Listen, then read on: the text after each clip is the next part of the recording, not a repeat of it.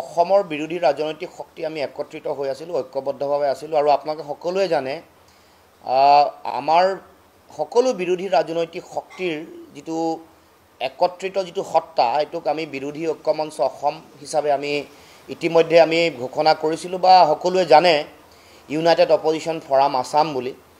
কিন্তু আমি শেহতীয়াকৈ আমি সকলোৱে এই বিষয়টো আলোচনা হ'ল যে আমি বিৰোধী ঐক্য মঞ্চৰ নামটো আমি সলনি কৰাটো প্ৰয়োজন। কাৰণ 2026 চনত চৰকাৰ হ'ব, আমাৰ বিৰোধী ৰাজনৈতিক শক্তিৰ চৰকাৰ হোৱাটো 100% প্ৰায় নিশ্চিত, আৰু তাৰ পূৰ্বানুমান ইতিমধ্যে ৰাইজে পাইছে। গতিকে আহি থাকিব লগা দিনসমূহত অসমত বিৰোধী শক্তিয়ে চৰকাৰ কৰিব, আৰু আমি সেইকাৰণে আমাৰ নাম সলনি কৰিবৰ কাৰণে আমি সকলোৱে সিদ্ধান্ত গ্ৰহণ কৰোঁ।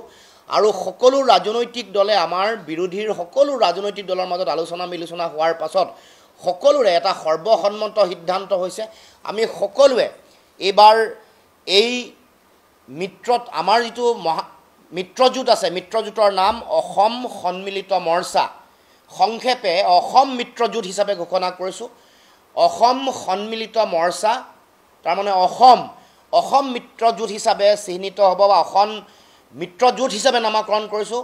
আৰু ইয়াৰ মূল লক্ষ্যটোৱে হ'ল অসমৰ সুৰক্ষিত ভৱিষ্যত, আমাৰ অসমৰ মানুহৰ মাটি ভেটি, অসমৰ মানুহৰ স্বাভিমান, অসমৰ মানুহৰ অধিকাৰ, অসমৰ প্ৰতিটো জাতি জনগোষ্ঠীৰ ভাষা কৃষ্টি সংস্কৃতি সুৰক্ষিত কৰিবৰ কাৰণে আমি অসম সন্মিলিত মৰ্চাই সংক্ষেপে অসম মিত্ৰজোঁটে আহি থাকিব লগা দিনসমূহত আমি শক্তিশালী ৰূপত আমি আগবাঢ়ি যাম, সেই চিন্তাৰে অসম মিত্ৰজোঁটে নতুন নামেৰে, কাৰণ 26ৰ নিৰ্বাচনৰ আগত আমি সকলোৱে নতুন চিন্তা, নতুন উদ্যম, নতুন লক্ষ্যৰে আগবাঢ়ি যাবৰ কাৰণে সিদ্ধান্ত গ্ৰহণ কৰি আমাৰ পুৰণা যিটো নাম এইটো সলনি কৰি অসম সন্মিলিত মৰ্চা বা সংক্ষেপে অসম মিত্ৰজোঁট বুলি আজি আমি ঘোষণা কৰিছোঁ।